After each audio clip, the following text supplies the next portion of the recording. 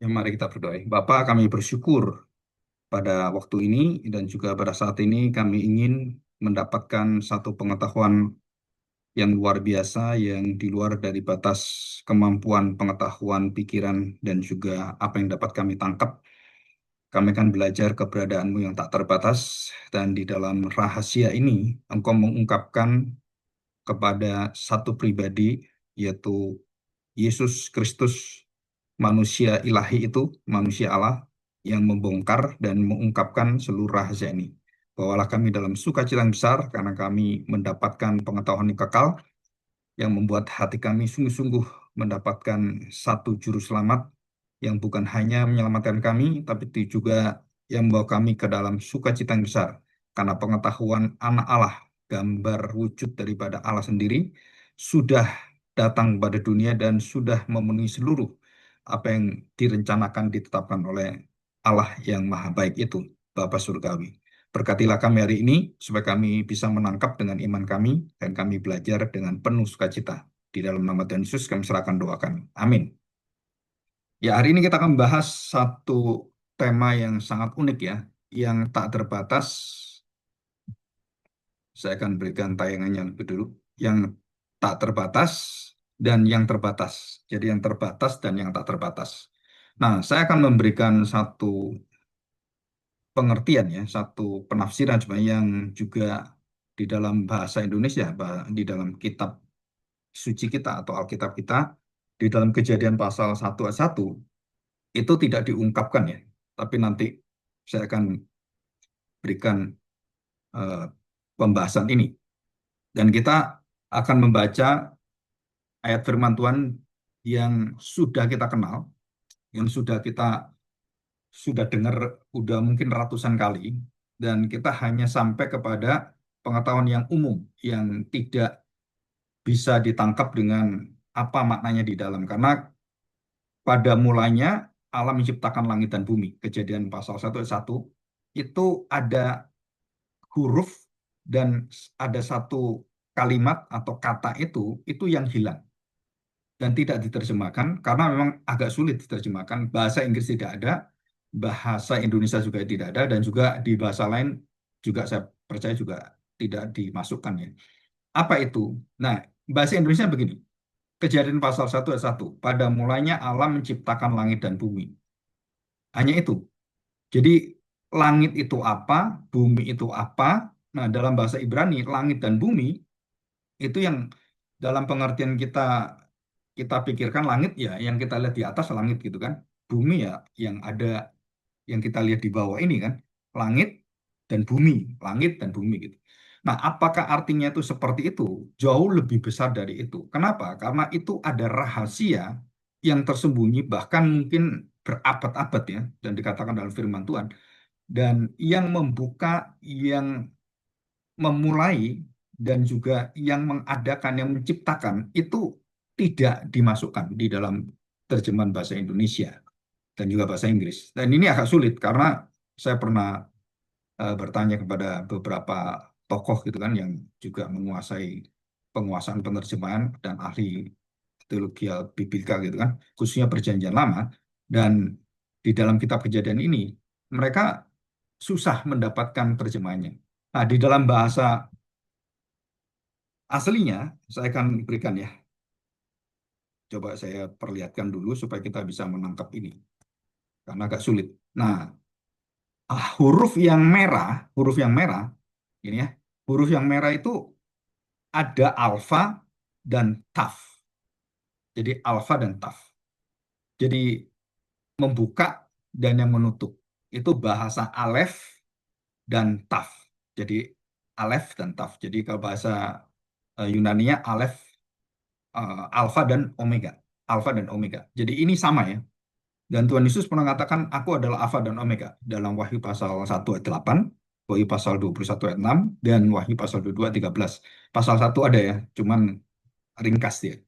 Nah, kita akan melihat apa sih kaitannya kejadian pasal 1 ayat 1 yang tidak terlihat ini. Ada satu kata rahasia yang saya nggak tahu kenapa tidak bisa diterjemahkan. Harusnya diterjemahkan dengan secara literal itu bisa gitu ya. Dan bahasa Inggris juga nggak diterjemahkan. Karena ada keterbatasan. Ya, ada sesuatu yang memang sulit untuk diungkapkan sehingga itu di skip aja. Padahal ini penting sekali. Kenapa? Kejadian pasal 1 ayat 1 itu menunjukkan keberadaan tentang alfa dan omega. Jadi alef dan taf itu adalah alfa dan omega. Jadi kalau kita baca di dalam bahasa Ibraninya, Bereshit bara Elohim et hashamayim ve'et haaretz. Nah, kita lihat. Jadi bara Elohim, ya Bereshit bara Elohim, Allah menciptakan, dikatakan di sini pada mulanya, Bereshit itu pada mulanya, Allah menciptakan. Nah, waktu menciptakan itu et ini atau alef taf ini itu tidak bisa diterjemahkan, diungkapkan dalam kata-kata bahasa Indonesia, nggak bisa.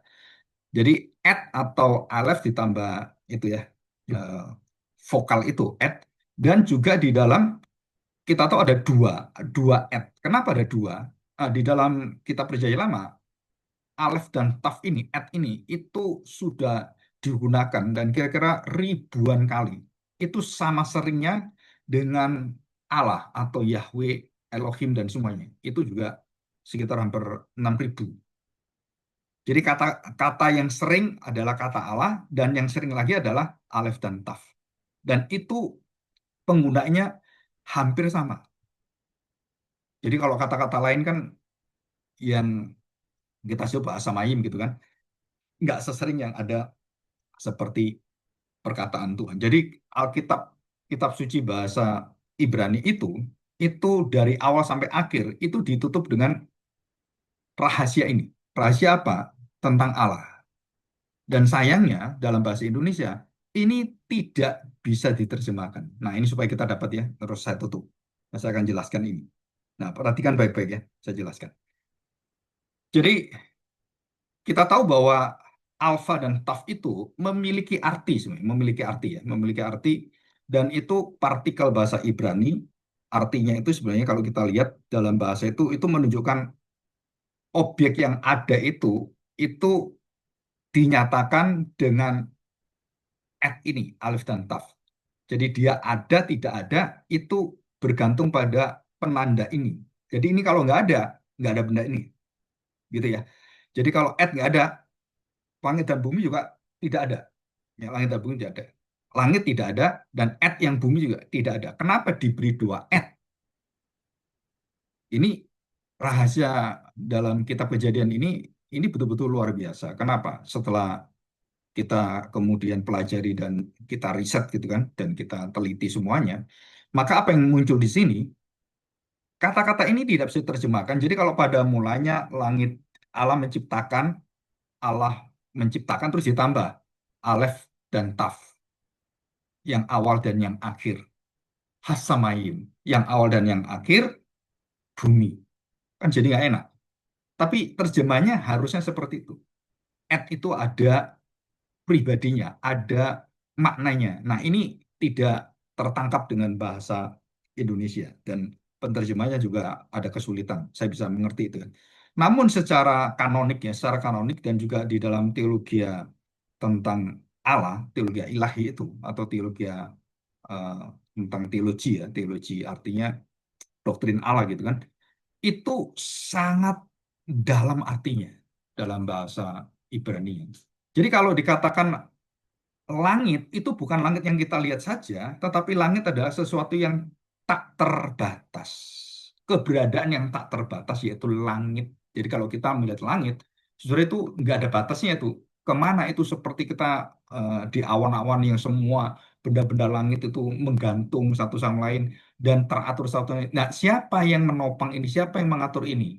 Nah, itu adalah yang memulai dan yang mengakhiri adalah jadi melalui et inilah alfa dan omega ini, alif dan taf ini, maka semua itu dibongkar. Jadi tanpa dia tidak ada sesuatu yang diciptakan. Dan keberadaan inilah yang dengan lambang huruf alif dan taf ini, itu menunjuk kepada Kristus, alfa dan omega. Dan ini hanya beberapa orang yang bisa mengerti ini ya, membukakan ini. Nah, pernyataan Kristus dalam Wahyu pasal 22 ayat 13 Akulah Alfa dan Omega, dikatakan di sini ya, akulah ada Alfa dan Omega, yang awal dan yang akhir itu juga sama. Alfa dan Omega, huruf pertama Yunani, huruf akhir daripada Yunani, Omega.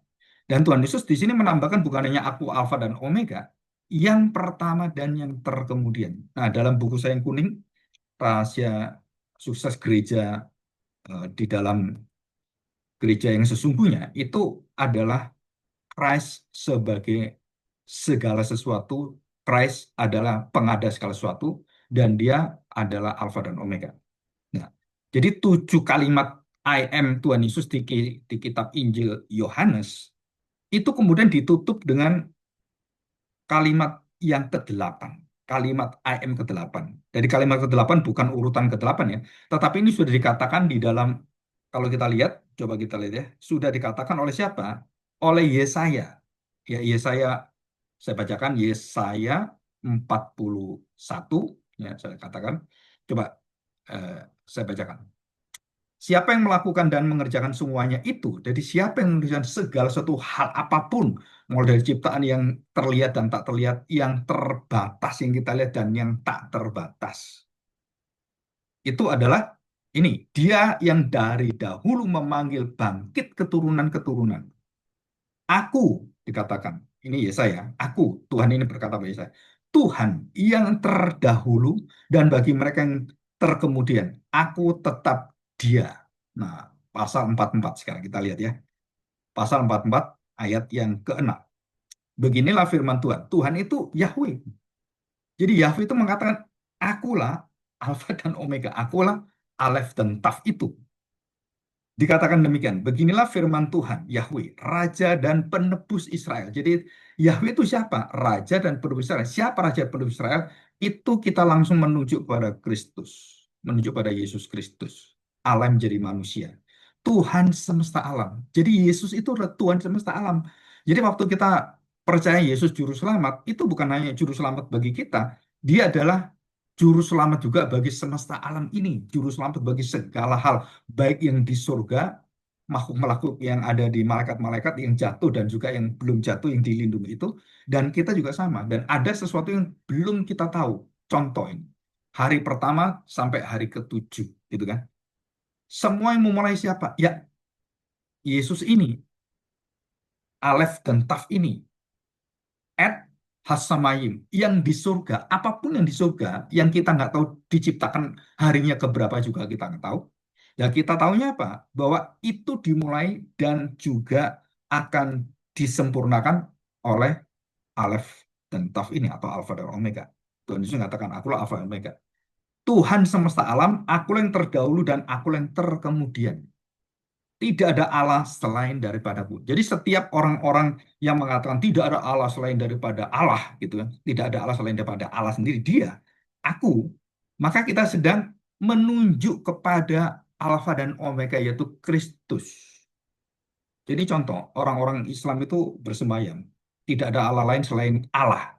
Jadi dia sedang menunjuk siapa? Sedang merindukan Alef dan Taf ini, Alfa dan Omega, wujud daripada kemuliaan Allah yang akan menyatakan diri. Nah, sedangkan mereka sampai hari ini kan tidak mengerti rahasia ini. Ya karena memang rahasia ini harus dibuka dan harus dinyatakan di dalam siapa? Di dalam Kristus.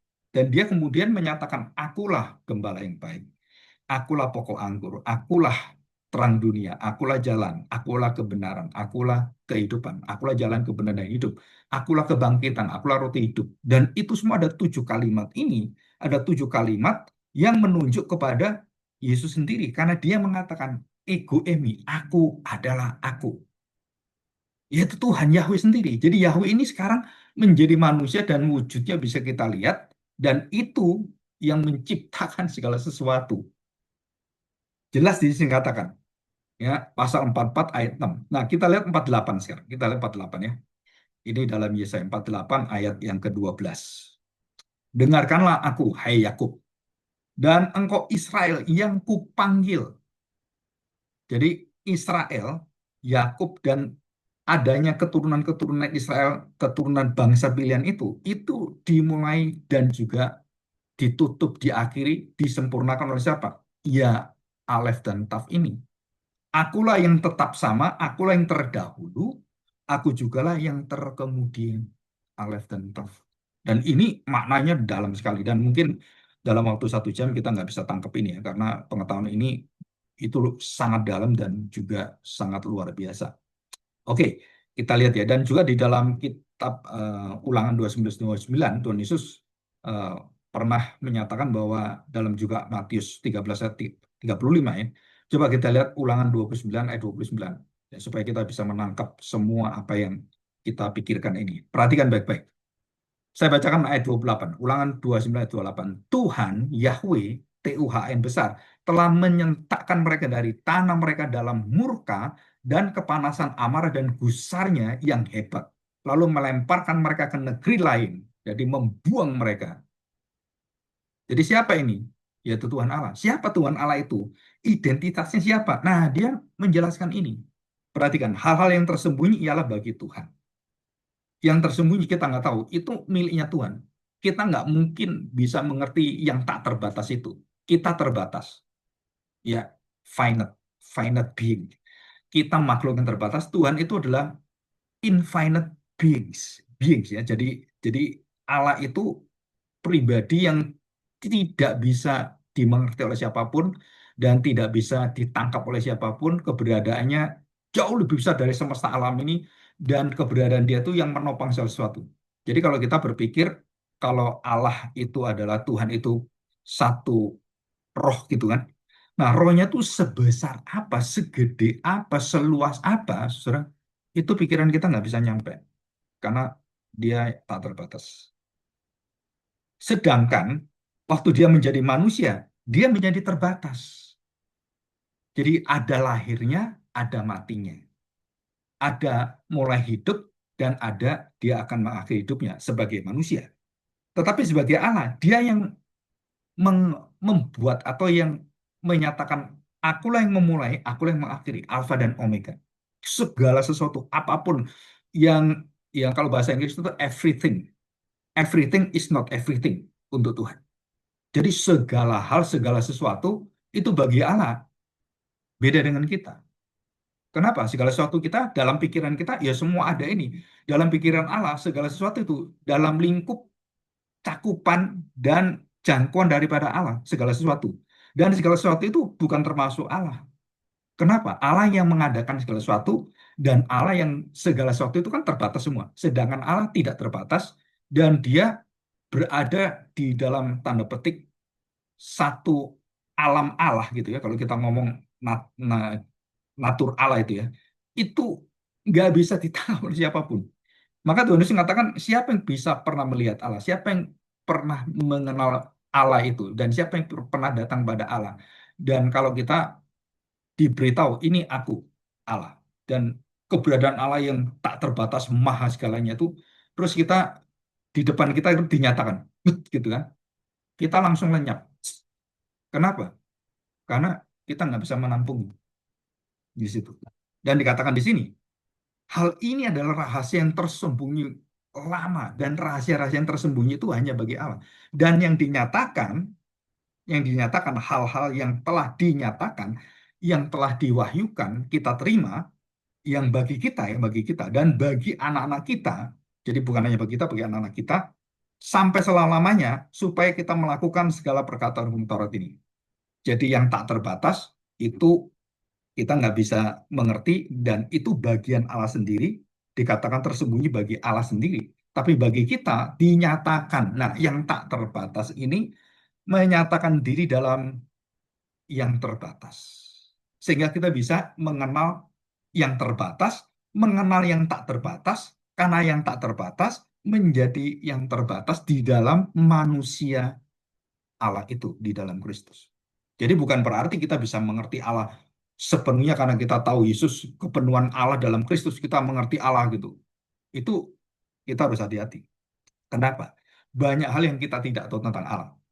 Rencana Allah, ketetapan Allah, sifat Allah, dan banyak hal. Tetapi yang dinyatakan kepada kita, ya kita terima. Begitu. Jadi kalau kita lihat di dalam Amsal 25, gitu ya. Kita lihat Amsal. Coba kita lihat Amsal 25, ayat yang kedua. Kemuliaan Allah ialah merahasiakan sesuatu. Nah, tadi kan Ulangan 29:29. Tetapi kemuliaan raja-raja ialah menyelidiki sesuatu. Jadi manusia itu hanya bisa menyelidiki, oh ini apa, oh itu artinya, oh ini mengapa ini. Kita hanya tahu dari apa yang tak terbatas itu, yang menciptakan sesuatu dari ciptaan yang sudah diciptakan terbatas, ada alfa omeganya. Baru kita tahu, oh ada Allah ya. Jadi yang terbatas mengerti yang tak terbatas. Nah, saya ulangi, ini sangat menarik.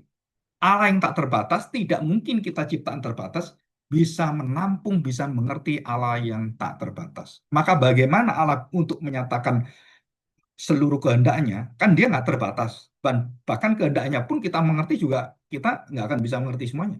Rencana Allah itu apa, bagaimana dengan Yakub, bagaimana dengan 12 bangsa Israel, dan sampai sekarang. Sebenarnya itu diungkapkan dengan progressive revelation. Progressive revelation itu artinya bahwa kita menerima pewahyuan itu nggak langsung. Kenapa? Itu pun diproses. Jadi kita tambah tahu, oh kenapa Yesus nggak datang aja waktu Adam jatuh dalam dosa, dia tebus aja selesai. Saudara, nggak semudah yang kita pikirkan. Kenapa? Karena Allah punya rancangan bijaksana yang melebihi dari kita semua. Nah itu. Dan dikatakan di sini, kemuliaan Allah ialah merahasiakan sesuatu. Terus kemudian kemuliaan raja-raja ada menyelidiki segala sesuatu. Jadi ada rahasia yang diungkapkan, ada satu rahasia yang tidak bisa diungkapkan. Maka Tuhan Yesus adalah rahasia Allah, misteri Allah, hikmat Allah dikatakan. Jadi wisdom, hikmat, pengetahuan, yaitu Yesus sendiri. Dia yang sumber dari segala pengetahuan. Pengetahuan kita tentang nuklir, pengetahuan kita tentang teknologi, itu semua dari mana? Ya dari Tuhan kita, bukan dari AI, bukan dari teknologi, bukan. Itu semua kan penemuan manusia, dan penemuan manusia ya dari manusia. Nah, manusia sendiri yang pikirannya luar biasa itu pikirannya pun terbatas, sedangkan pikiran Allah tidak terbatas. Bagaimana kita bisa menangkap itu? Maka Tuhan memberikan kita iman yang menuntun pengetahuan kita, iman menuntun dari seluruh hidup kita untuk datang percaya kepada siapa? Percaya kepada Allah sendiri yang tak terbatas. Kok bisa, Pak? Karena dia merendahkan hidupnya, merendahkan daripada seluruh, dan dia menjadi manusia, dia menanggalkan keilahiannya. Nah, istilah menanggalkan itu sebenarnya kenosis ya. Menanggalkan, dan dia menyatakan akulah alfa dan omega. Bayangkan, saudara, pribadi yang menciptakan segala sesuatu ada di depan kita dan tinggal bersama dengan para rasul, hidup bersama dengan para rasul, dan dia menyatakan dirinya. Dan siapa yang bisa membatasi dia? Setan takut dengan dia. Alam semesta diperintah oleh dia. Segala sakit penyakit itu disembuhkan oleh dia. Dan tidak ada yang bisa, dan dia melepaskan manusia dari cengkraman dampak dosa dan kuasa dosa ini. Oke ya, kita lanjutkan. Nah, kita lanjutkan. Di dalam bahasa Ibrani, kalau kita lihat ya, dalam bahasa Ibrani, itu ada kaitannya dengan apa? Dengan Yohanes pasal 1, khususnya ayat 3 dan 4. 1, 3, dan 4. Kenapa saya membawa itu? Dan juga nanti puncaknya kepada kitab Wahyu. Jadi Injil Yohanes menuliskan tentang Kristus, dia ada sebelum segala sesuatu ada. Bersama dengan Allah, Logos atau firman itu bersama dengan Allah. Bersama dengan Allah itu artinya apa? Tak terbatas. Tak terbatas. Sekarang dia ada dan bisa kita lihat. Nah, ini terbatas. Kenapa dia menjadi terbatas? Yaitu membawa kita supaya kita tahu rencana Allah yang kekal itu. Rencana Allah yang agung, yang mulia, yang tidak terjangkau dengan pikiran kita. Dan melalui Kristuslah kita menerima satu penyataan, satu pewahyuan. Dan saudara bayangkan, saudara, ya, kalau kita ketemu dengan orang yang bisa menciptakan sesuatu itu, artinya menciptakan itu menemukan ya, dalam bahasa manusia. Dia bisa menemukan sesuatu, menciptakan sesuatu, mau menciptakan komputer yang canggih apa. Kita kagum luar biasa dengan orang itu. Wah, ini orang pintar, Elon Musk, Tesla gitu kan. Terus kemudian Alpha Edison, Thomas Alva Edison, Einstein. Wah, itu banyak tokoh-tokoh. Dan waktu kita melihat orang itu, kita kagum sekali. Ya, bayangkan dengan pengetahuan yang sangat terbatas itu, kita melihat orang ini, kita kagum luar biasa. Bayangkan kalau kita ketemu dengan Kristus yang melebihi dari semua orang itu, yang melebihi dari jagat semesta alam ini, segala kemuliaannya, segala keagungannya itu, terus berada bersama dengan kita, dan dikatakan Alkitab tinggal bersama diam dengan kita, dan selalu bersama dengan kita dalam seluruh kemuliaan. Saudara, bisakah kita tidak kagum pada Tuhan Yesus? Nah, ini saya ingin kita bukan hanya membahas ayat ini, tetapi ada spiritual journey ya. Jadi ada spiritual perjalanan spiritual yang membawa kita untuk mengenal Yesus yang jauh lebih dalam, jauh lebih luas, jauh lebih segala sesuatu. Dan dia bukan Allah dalam konsep budaya-budaya dan konsep agama-agama dalam konsep yang orang-orang dunia mengerti tentang agama, tentang Allah. Dia jauh lebih daripada itu. Dan ini rahasia di mana? Yaitu tadi itu. Dari apa? Bereshit bara Elohim et hasamayim ve'et. Nah, ve'et itu dan itu ya. Et haares. Jadi et semua atau alfa taf. Dan ini sesuatu yang luar biasa. Nah, kenapa ini rahasia? Nah, saudara, dalam Matius 13 ayat 35 Tuhan Yesus mengatakan bahwa ini adalah satu rahasia. Dari Yesus mengungkapkan rahasia itu sekarang diungkapkan kepada kita. Dan kita bisa menerimanya dan kita bisa menikmatinya. Bayangkan kalau yang tak terbatas ini menjadi Tuhan dan membatasi dirinya, terus bersama dengan kita hidup sedarah daging kita, senyawa dengan kita, begitu kan? Setubuh dengan kita, saudara, saya tanya sih, coba kita renungan, kita pikirkan, kita hati kita masuk dalam devosi gitu. Tiap hari harusnya kita sadar betul, bukan hanya tiap jam, tiap saat ya. Saat itu artinya momentum atau kairos, waktunya Tuhan, bukan kronos. Saudara, kita di dalam pengawasan dan kita hidup bersama dengan Dia.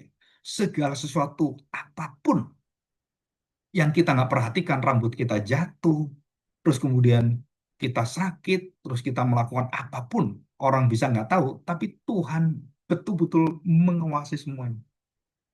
Apalagi kalau kita jatuh dalam dosa, kalau kita berbuat zina, kalau kita kemudian membunuh orang, kita bisa merayakan sampai ada pembunuhan hampir 30 tahun tertutup. Ada yang sampai berapa ratus tahun kemudian baru tahu, oh yang bunuh ini. Tetapi di hadapan Allah nggak ada yang rahasia. Yang tersembunyi itu tidak ada. Jadi waktu Tuhan Yesus mengatakan rahasia ini, tapi dia itu di dalam seluruh pengetahuannya tidak ada yang rahasia bagi Tuhan, bagi Allah. Ya, coba kita lihat di dalam Yohanes pasal 1. Ini ada sesuatu yang sangat luar biasa. Yohanes pasal 1 ayat 1. Ya, saya bacakan. Pada mulanya adalah firman.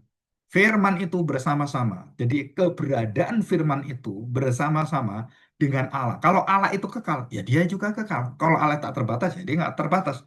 Dan firman itu dikatakan, itu, Alfa dan Omega itu adalah Allah, Tuhan, Yahweh. Ia pada mulanya bersama-sama dengan Allah. Ayat kedua. Ketiga. Nah ini ketiga. Perhatikan ya kalimat. Segala sesuatu dijadikan oleh dia. Et hasamayim. Et haaretz. Segala sesuatu. Apapun. Everything ya. Dalam bahasa Inggris. Walaupun itu everything itu bukan everything ya. Masih masih banyak yang everything yang kita nggak tahu. Everything yang spiritual, yang tak terpasti kita banyak nggak tahu. Dikatakan segala sesuatu dijadikan oleh dia. Tanpa dia, tidak ada sesuatu pun yang telah jadi dari segala yang dijadikan. Dan ditambahkan kalimat ini, Saudara. Ini kalimat Zoe yang luar biasa. Dan di dalam dia ada hidup, bukan biologis, tetapi hidup yang di dalam roh itu. Di dalam dia ada hidup, dan hidup itu adalah terang manusia. Di dalam jiwa manusia itu ada terang. Terang itu bisa menyatakan diri dalam moral, etika, kebaikan, dan banyak hikmat. Itu terang dari mana itu sumbernya? Hikmat filsafat, pengetahuan tentang kebenaran-kebenaran yang umum itu dari mana? Itu semua dari et hasamayim, et haares, et langit, et bumi. Nah, sekarang kita masuk. Langit apa artinya langit? Jadi langit adalah sesuatu yang bukan hanya kita lihat yang bisa kita lihat. Kalau kita lihat kan semua yang kita lihat terbatas.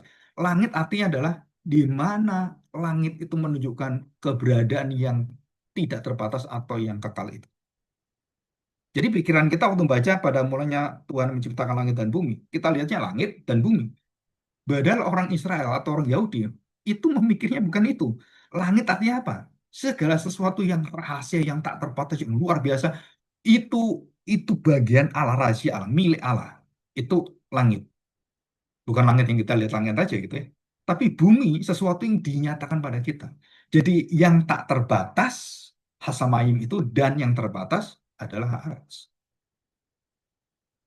Dan ini semua dari mana? Ya dari Alfa dan Omega. Dikatakan di sini. Segala sesuatu, bayangkan, segala sesuatu. Jadi waktu firman itu, Allah berfirman. Nah, firman ini kan tadi itu Alfa Omega, firman. Dan jadilah terang. Nah, yang berbicara jadilah terang itu siapa? Perananya siapa? Pribadinya siapa? Ya Yesus. Kenapa? Ditulis di sini. Penciptaan Bapa, Anak, dan Roh Kudus itu ikut semuanya. Tapi yang menjadi Alfa dan Omeganya, yang memulai dan yang mengakhiri hari pertama. Jadilah hari pertama sampai hari yang ketujuh, hari Sabat. Nah, siapa ini yang Alfa dan Omega semua? Adalah Kristus. Bukan hanya pada harinya, sebelum itu pun juga sama. Jadi kalau kita lihat bumi belum berbentuk kosong, kapan bumi berbentuk kosong itu diciptakan? Kita nggak tahu. Kapan malaikat diciptakan? Ya kita nggak tahu juga. Dan berapa jauh, berapa tanda petik, berapa ini ya, seperti orang itu, berapa panjangnya, berapa lamanya Tuhan itu. Saudara kita berpikir secara terbatas. Kenapa terbatas? Ya karena kita punya waktu. Oh, Senin, Selasa, Rabu, Kamis, 1 tahun, 2 tahun, 1000 tahun, 1 triliun tahun. Waktu kita ngomong 1 triliun tahun cahaya itu gimana? Nggak tahu. Kita hidup cuma 100 tahun paling lama, 120 tahun. Manusia di dunia paling lama 969. Allah nggak ada umurnya, tak terbatas. Nah, di sini kita melihat apa? Ada sesuatu yang kita harus betul-betul mengerti. Keberadaan pribadi Kristus sebagai manusia itu, saudara, saudara tahu, di belakang seluruh apa yang nampak itu, dia adalah Allah. Jadi setan waktu melihat bukan seperti kita lihat, saudara. Setan-setan melihat orang kerasukan di Gedara atau Gerasa. Setan-setan ini yang merasuk orang gila itu kan. Nah, kita lihat waktu menghadap Tuhan Yesus dan di depan Tuhan Yesus, itu bukan seperti kita melihat Tuhan Yesus. Mereka menyembah dan mereka mengatakan, jangan menghakimi kami. Karena ya ini belum waktunya. Karena dia tahu ada waktunya. Jadi setan pun bisa melihat siapa dia ini. Yahweh. Nyembah itu kan berarti kan Tuhan. Bayangkan setan nyembah. Orang ateis itu lebih goblok dari setan. Setan aja nyembah, orang ateis nggak percaya Tuhan. Oh, Tuhan itu nggak ada. Itu bodohnya kebangetan. Kenapa? Setan aja percaya kepada Tuhan, beriman pada Tuhan. Punya iman Tuhan itu ada betul-betul dan tak terbatas dan dia ketakutan sampai dia menyembah. Nah, ini dalam pengertian kita bisa melihat bahwa keberadaan Kristus waktu dia menyatakan dirinya, saudara, mata kita terbatas pada tubuhnya, mata kita terbatas pada dia dipukuli, dia dicambuk, dia kemudian ditusuk, dan dia kemudian ditempeleng. Saudara perhatikan baik-baik, siapa ini sebenarnya? Kalau kita tahu ini adalah Yahweh, berani pukul dia, berani ngolok dia gitu. Nah, rahasia Kristus yang ilahi ini itu diungkapkan oleh siapa? Diungkapkan oleh Yohanes. Jadi Matius, Lukas memberitahu Tuhan Yesus tentang keberadaan dan alfa dan omeganya secara manusia. Oh, dia lahir dari siapa, anaknya siapa, ini bapaknya siapa, bapak-bapaknya siapa, dia anak-anaknya siapa, ini keturunan siapa. Itu ada garisnya. Secara apa? Yang kita lihat yang terbatas. Dia bisa lapar, dia bisa kehausan, capek, lelah. Itu manusia Yesus Kristus itu, alam menjadi manusia itu mengalami seperti kita. Tapi jangan lupa, waktu kita melihat kemanusiaan Kristus, saudara kita jangan lupa dia adalah Yahweh itu. Jadi setan-setan bisa melihat ini, nah kita manusia nggak melihat ini. Bahkan orang-orang ahli Taurat yang ngerti firman Tuhan, yang menguasai teologi, ya, profesor, mereka nggak pernah masuk ke dalam pengetahuan seperti setan. Nah, sekarang saya membukakan ini supaya saudara masuk dalam hubungan yang lebih luas daripada yang kita pikirkan cuman, oh Yesus juru selamat, menebus dosa saya. melebihi itu, saya jauh lebih besar dari itu. Jadi saya nggak tahu seumur hidup saya nanti mungkin saya akan berjuang untuk menyatakan kemuliaan Kristus ini seperti kaum Puritan itu ya, John Owen, Thomas Goodwin, dan banyak sekali yang luar biasa itu. Dan ada buku-buku tulisan The Glory of Jesus, ya kan, The Radiance of Christ, dan banyak sekali kasih Kristus, pengampunan Kristus. Saudara, jangan dilihat cuman dia menjadi manusia, dia mengasihi manusia. Bukan hanya itu. Yohanes memulai dengan apa? Dia adalah Logos, dia adalah bersama dengan Allah, dan dia adalah Allah, Alfa dan Omega. Dan hanya kitab Yohanes lah yang membuka pengakuan ego emi, aku adalah aku. Itu Injil Yohanes. Dan ditutup dengan apa? Yohanes menuliskan kitab Wahyu, dan kitab Wahyu dibuka Wahyu pertama ayat 8 dan Wahyu 12, 22 ayat 13 mengatakan akulah Alfa dan Omega. Saudara bayangkan, kitab Wahyu dibuka dengan Alfa Omega, ditutup Alfa Omega. Sedangkan kitab Kejadian dibuka dengan Alef dan Taf, dan kemudian ditutup dengan Allah sendiri, seluruh rencana Allah, dan Allah membuka seluruh daripada pengampunan dan rencana Allah, dan bangsa Israel akan diberikan perjanjian baru, dan kemudian dibuka dengan seluruh kitab Yesus sebagai manusia, dan dinyatakan oleh Yohanes, Yesus bukan hanya manusia, Yesus adalah Allah sendiri. Segala sesuatu diciptakan tanpa dia, dikatakan tanpa dia tidak ada suatu pun yang telah jadi dari segala yang telah ada dijadikan ini. Jadi kita masuk ke dalam rahasia yang kedua. Apa itu? Sebenarnya ini sebagai tambahan dan bukan penafsiran sebagai ukuran kita. Nah, di dalam tradisi Yahudi itu ada dinamakan gematria rabbinik, ya, rabbinik gematria. Jadi satu pengetahuan teologi atau pengetahuan spiritual yang berkaitan dengan makna dari angka-angka, dari huruf itu, dan kemudian setiap huruf mewakili angka alef satu, ya alef bit 2, dan seterusnya sampai pada yod 10. Nah, setelah yod itu kelipatan 10, 100, ya 10, 20, sampai kemudian taf itu 400. Jadi 400 kemudian dengan satu, alef dan taf. 1 dan 400 atau 401 kalau ditambah gitu kan. Jadi ini yang membuka, ini yang memproses dan yang menyelesaikan secara sempurna. 400 adalah pemrosesan bangsa. 400 atau 4000 adalah pemrosesan seluruh alam semesta. Tuhan Yesus datang dari sejak Adam ke Tuhan Yesus 4000 tahun. Tuhan Yesus kepada kita sampai sekarang ini 2000 tahun. Dan sampai kapan akan selesai? Kita nggak tahu.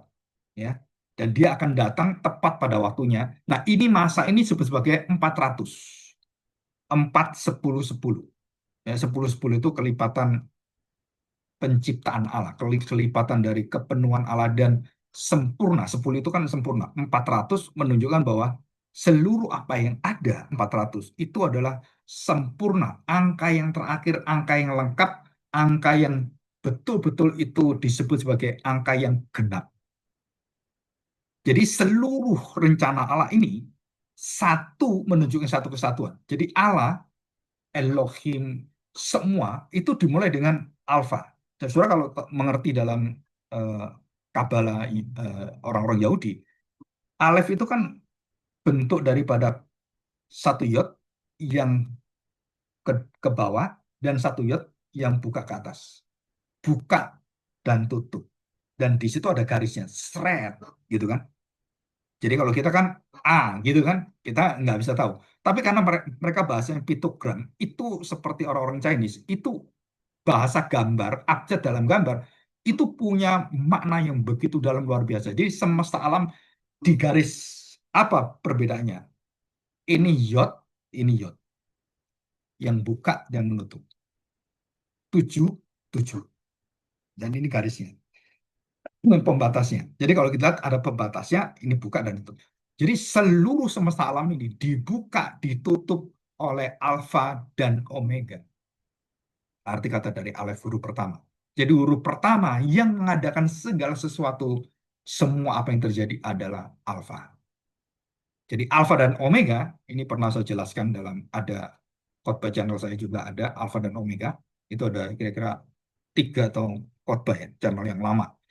Nah, sebenarnya di situ saya membahas Alfa dan Omega itu adalah segala sesuatu apapun dikendalikan dan dimulai diakhiri dan tidak ada sesuatu pun yang tidak dikendalikan Tuhan, tidak dikontrol oleh Tuhan, tidak diawasi Tuhan, segala sesuatu apapun itu terikat dengan Dia. Jadi orang-orang yang tidak percaya pada Tuhan terikat dengan Dia. Kenapa? Di akhir zaman semua akan dihakimi. Arti dihakimi apa? Ya kamu terikat dengan Dia.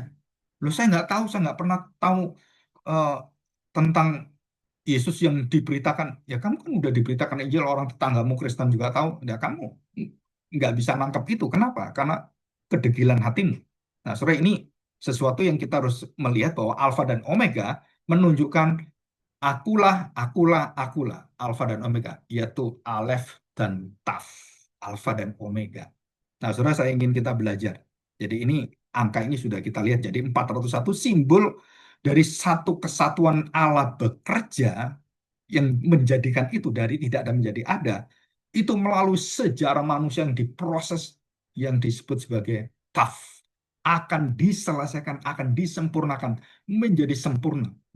Yeskel pasal 9 ayat 4. Coba saya baca ya. Yeskel 9 pasal yang keempat. Saya bacakan. Firman Tuhan kepadanya, firman Yahweh ya, firman adalah Alfa dan Omega. Tuhan itu Yahweh. Jadi Alfa Omega di Yahweh kan. Berjalanlah dari tengah-tengah kota, yaitu kota ibu kota Israel ya, ibu kota Israel, yaitu Yerusalem dan tulislah. Nah, huruf Taf. Luar biasa, saudara. Dan ini digenapi oleh Tuhan Yesus di kitab Wahyu.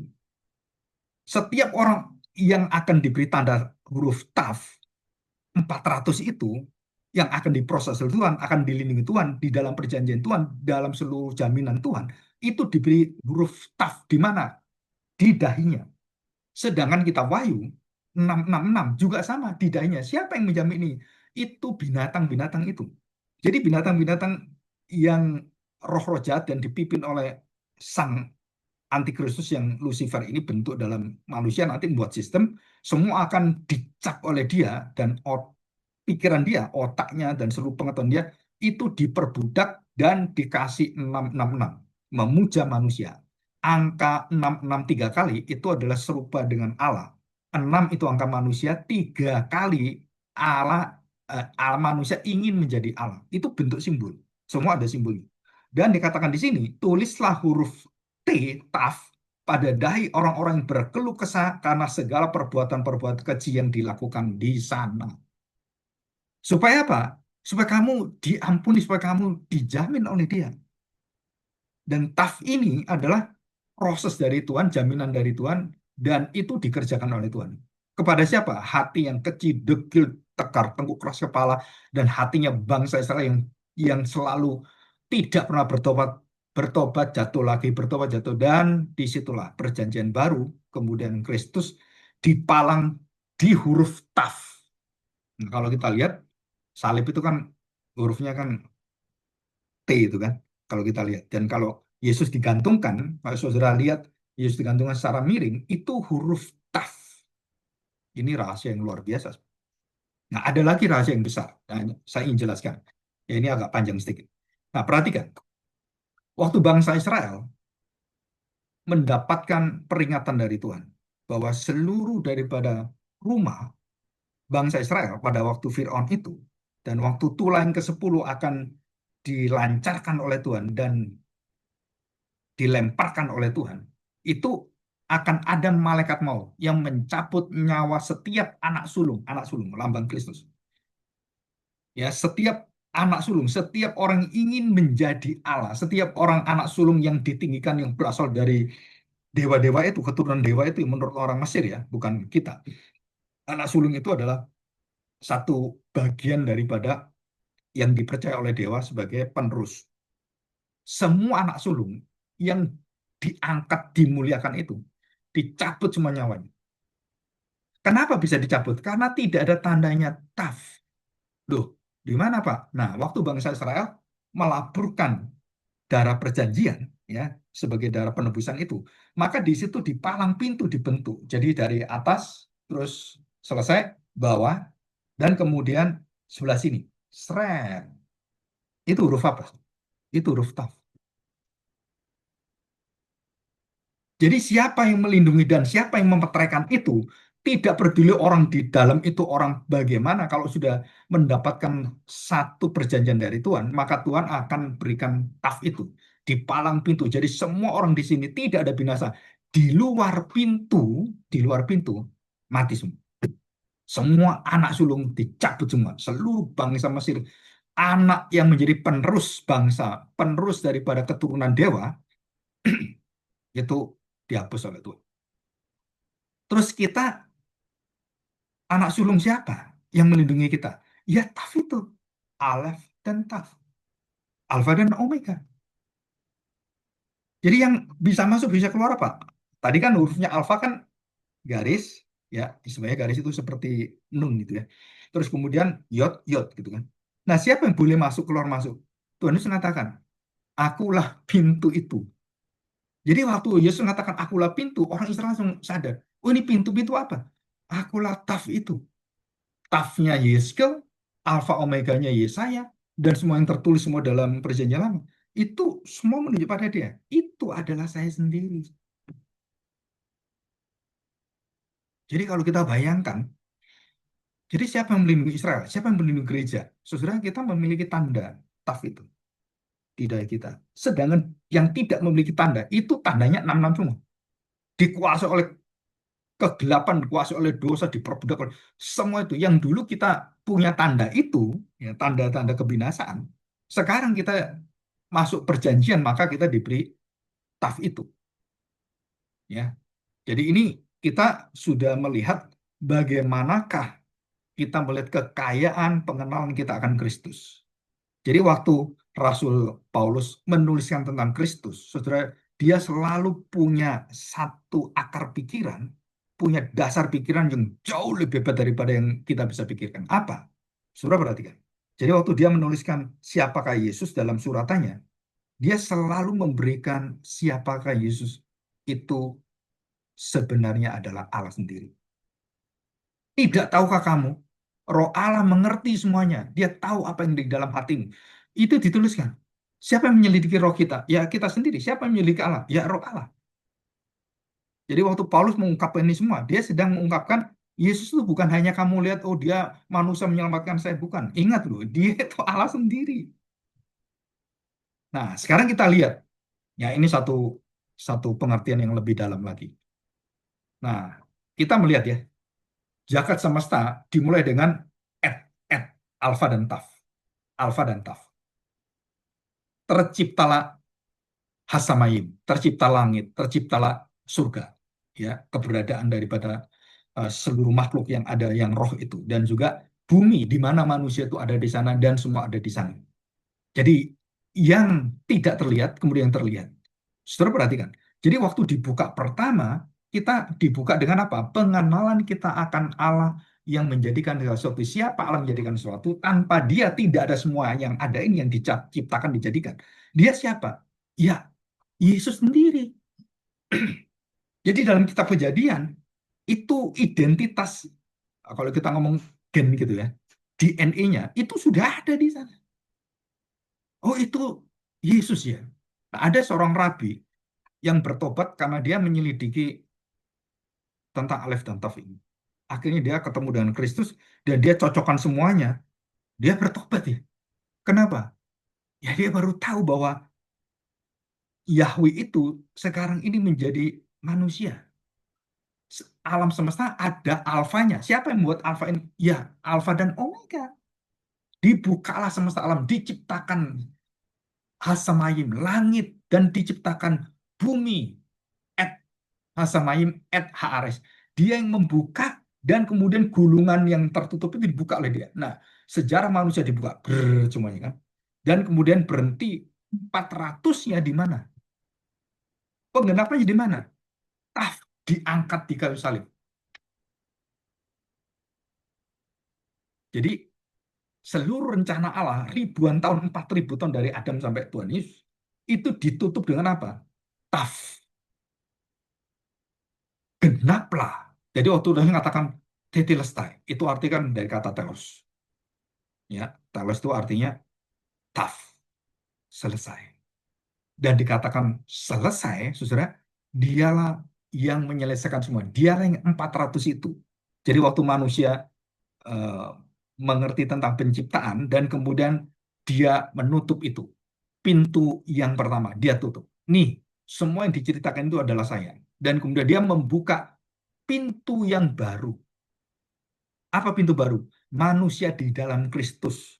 Jadi manusia pertama jatuh dalam dosa dan dia bereskan, dia menjadi manusia yang sempurna, manusia tanpa dosa adalah manusia taf, penuh dengan penderitaan tapi tidak jatuh dalam dosa. Nah, dia lambang daripada taf dan dia sendiri adalah taf itu sendiri, yaitu Allah menjadi manusia.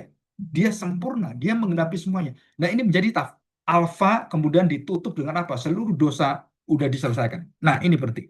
Nah, Tuhan waktu membalikkan seluruhnya yang 400 itu di dalam sejarah, dia membuka alfa yang baru. Alfa yang baru apa?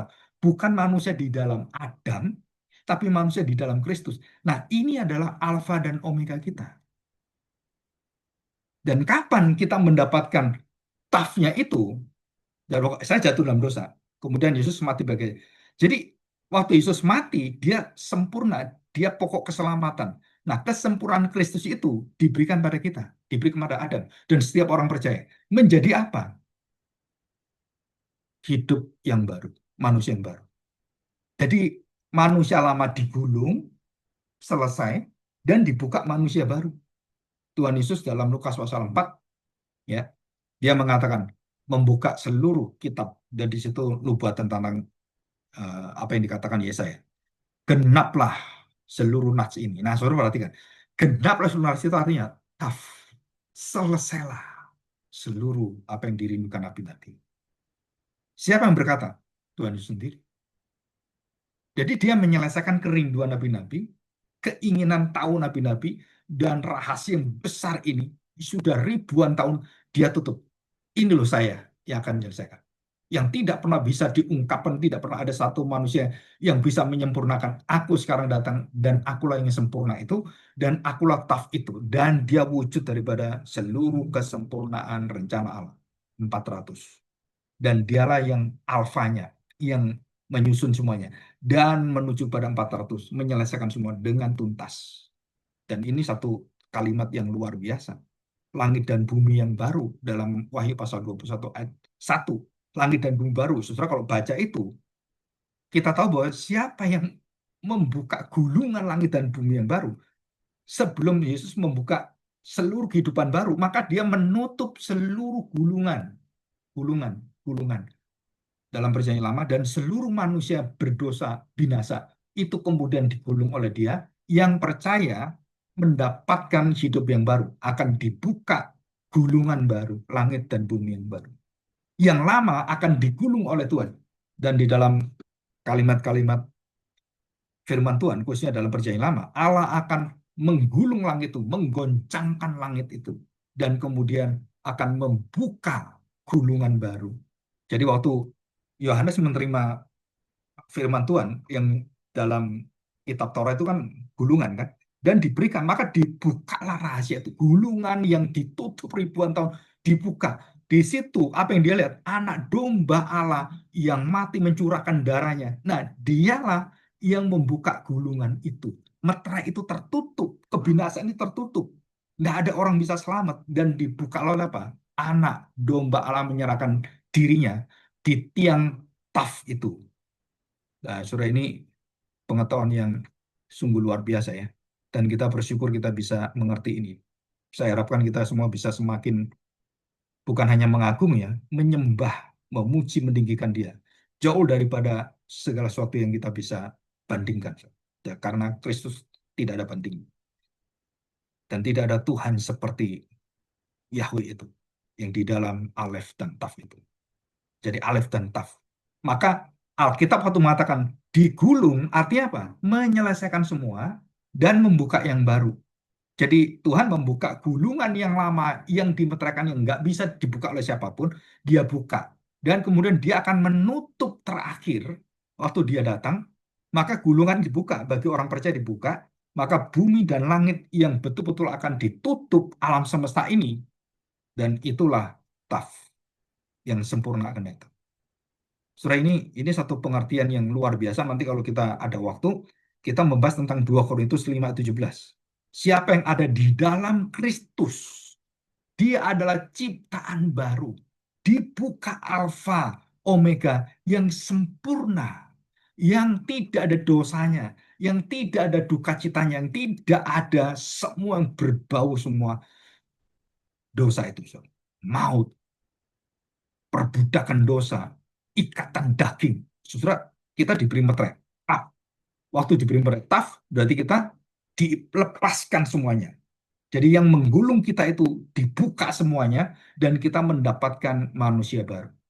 Dan nanti kita akan menuju pada kesempurnaan Kristus. Apa itu? Yang kedua, membawa seluruh tubuh kita yang masih di dalam daging itu dan kemudian kita mati, itu akan diangkat oleh Tuhan dan diberikan 400 ini, taf ini. Karena kita memiliki meterai. Apa janjinya? Tubuh Tuhan Yesus yang tubuh kemuliaan itu dikasih ke kita, dianugerahkan pada kita, ditanamkan pada kita, dan kita akan bangkit dari kematian. Kita sudah hancur gitu ya, semua hancur tubuh kita. Saudara itu kembali dan roh kita yang bersama dengan Tuhan, yang roh yang sudah mendapatkan taf ini, itu kembali pada tubuh kita. Nah itu sebagai kebangkitan. Kematian itu apa? Jiwa, roh berpisah dengan tubuh, itu kematian. Nah kebangkitan apa? Jiwa, roh, dan tubuh itu yang baru ini ya, bukan yang lama, daging lama, itu menjadi satu. Psst. Nah, saudara, dan itulah taf yang terakhir. Maka Tuhan Yesus mengatakan, akulah Alfa Omega, Wahyu pasal 1, dan kemudian akulah Alfa Omega, Wahyu terakhir. Kenapa? Dan dia akan menutup semuanya. Dan saudara, waktu kita dijamin, Tuhan Yesus memberikan jaminan itu. Saya berikan contoh. Dia datang. Seluruh yang mengikat manusia, mulai dari ikatan sosial, ikatan semesta alam yang dicengkram oleh kuasa iblis itu. Jadi Tuhan Yesus pernah menenangkan badai. Saudara-saudara pikir itu badai-badai. Oh ini badai karena laut ada angin. Bukan, saudara. Itu sebenarnya badai itu. Itu adalah ada yang menggunakannya. Ada yang menggelorakannya. Siapa? Ya roh-roh jahat ini. Menguasai lautan. Nah saudara kalau baca dalam kitab Wahyu, roh-roh jahat semua itu berasal dari lautan semua. Jadi laut ini sebenarnya kalau kita dengan kacamata yang terbatas ini ya, dengan iman itu dan kita baca Alkitab, sore itu lautan itu ditaklukkan oleh Tuhan. Siapa yang menaklukkan pertama kali laut itu? Musa. Dan kedua, siapa yang menaklukkan semua dan kemudian Tuhan curahkan hukuman? Itu Nabi Nuh. Dibukalah tingkap-tingkap langit dan seluruh air itu tercurah dan manusia semua mati. Di situ kan. Dan waktu Musa membelah laut itu, dia sedang mengalahkan apa?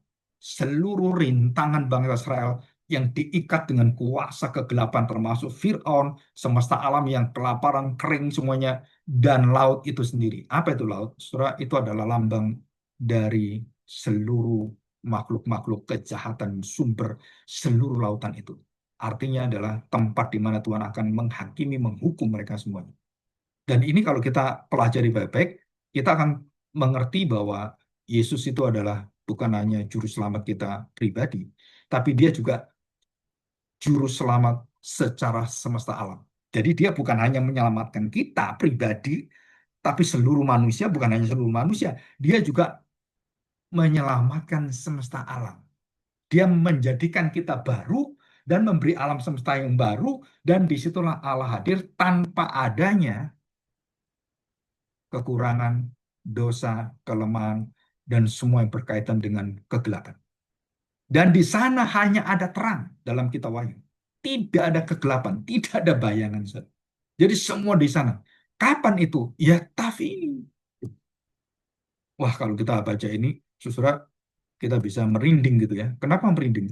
Karena pengetahuan ini pengetahuan yang dikatakan terkubur beribu-ribu tahun, berabad-abad.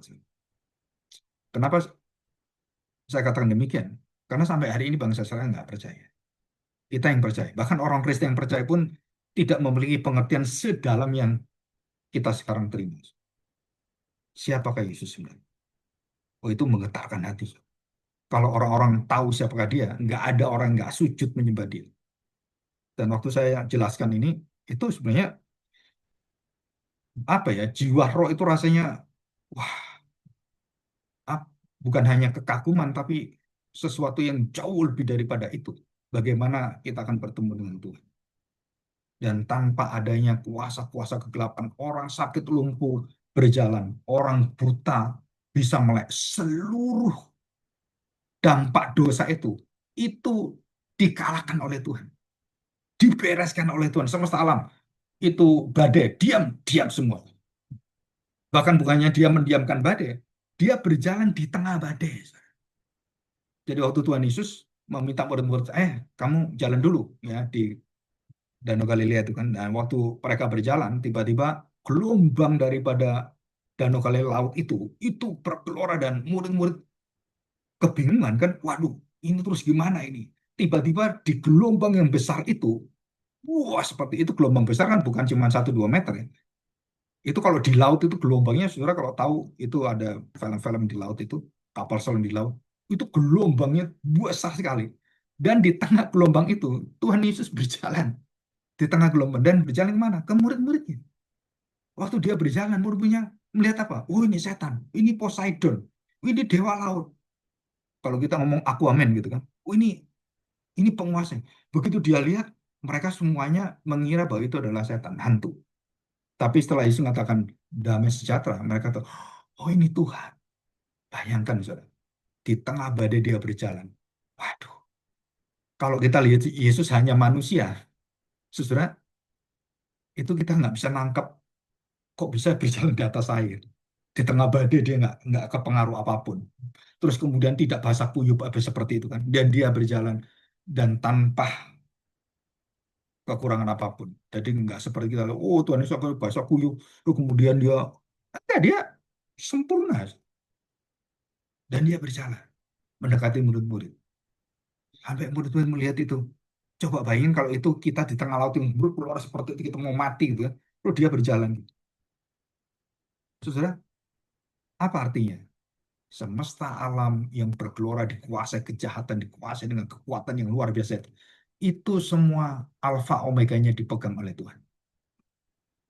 Nah, saudara, kalau kita tahu seperti ini, apa susahnya Tuhan memberikan kita murah hati, memberikan kita keselamatan?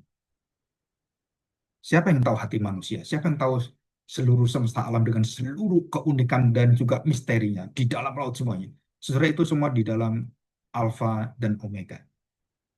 Ya, yang terakhir. Alfa dan omega, protos eskatos, architelos. Perbedaannya apa? Alfa omega, segala sesuatu apapun itu ada karena dia. Tidak ada sesuatu yang dijadikan, diciptakan yang ada tanpa dia. Apapun, saudara. Baik setan, baik malaikat, baik apapun yang ada. Hasamayim kan. Dan semua yang kita lihat juga sama. Yang semua kita lihat semua yang ada ini semua termasuk diri kita. Dan Alfa Omega itu mencakupi segala sesuatu yang kita bisa pikir atau nggak bisa pikir, kita bisa lihat, nggak bisa lihat. Itu semua ada di dalam kuasa kontrol Tuhan. Itu dinamakan kedaulatan Tuhan. Kedaulatan Tuhan dan providence daripada pemeliharaan Tuhan. Dan setelah itu apa? Protos eskatos. Eskatos menunjuk pada akhir dan protos adalah setiap peristiwa, setiap tindakan, setiap apa yang terjadi waktu Abraham keluar dan semesta yang ada terjadi kelaparan, kematian di mana-mana, dan kekeringan luar biasa. Siapa yang berjalan bersama dengan dia? Adalah Tuhan sendiri. Dan Abraham tidak takut. Kenapa tidak takut? Karena dia beriman pada Tuhan. Karena dia mengenal Tuhan. Dia adalah Tuhan semesta alam. Dia tahu segala sesuatu. Dan apa artinya kelaparan bagi Tuhan? Tidak ada roti. Yang ada cuma 5 roti 2 ketulah. Apa artinya, Tuhan? Dia bisa menggandakan. Dan sisanya begitu banyak. Mujizat-mujizat semua kan menunjukkan bahwa Tuhan itu menguasai jagat semesta ini, segala sesuatu. Dan waktu kita lihat, protosnya setiap kejadian sampai eskatosnya, akhirnya, saudara, itu semua Tuhan kontrol. Apa yang terjadi di hidup kita. Dan yang ketiga, Arke dan telos. Apa nih arke? Telos itu tujuan akhir. Arke itu apa? Awal mula segala sesuatu. Jadi Tuhan merencanakan, menetapkan kenapa kamu tinggal di sini, kenapa kamu hidup, kenapa ada binatang, kenapa ada itu semua. Itu arkenya akan Tuhan tutup dengan telosnya. Alkitab mengatakan kalimat satu kata. Tuhan menciptakan sesuatu dan setiap hari dikatakan baik. Jadi dalam hidup kita ini, saudara jangan percaya bahwa wah nasib itu jelek ya. Aduh orang Kristen itu susah ya. Saudara, siapa bilang? Kita bersama dengan Tuhan. Dan tidak ada yang bisa menghalang kita. Termasuk kelemahan kita, daging kita. Termasuk kelemahan dari Abraham mengawini Hagar. Salomo kawin dengan 1.000 perempuan, 700 istri, 300 kundik. Daud berzina, saudara. Siapa yang bisa mengendalikan semua? Siapa yang bisa menjamin semuanya? Dan termasuk kita. Kelemahan kita, dosa kita, dan seluruh. Akulah Alfa dan Omega. Bukan hanya pada diri kita, saudara. Seluruh jagat itu di dalam pengawasan Tuhan. Ya, mari kita berdoa, kita bersyukur pada Tuhan.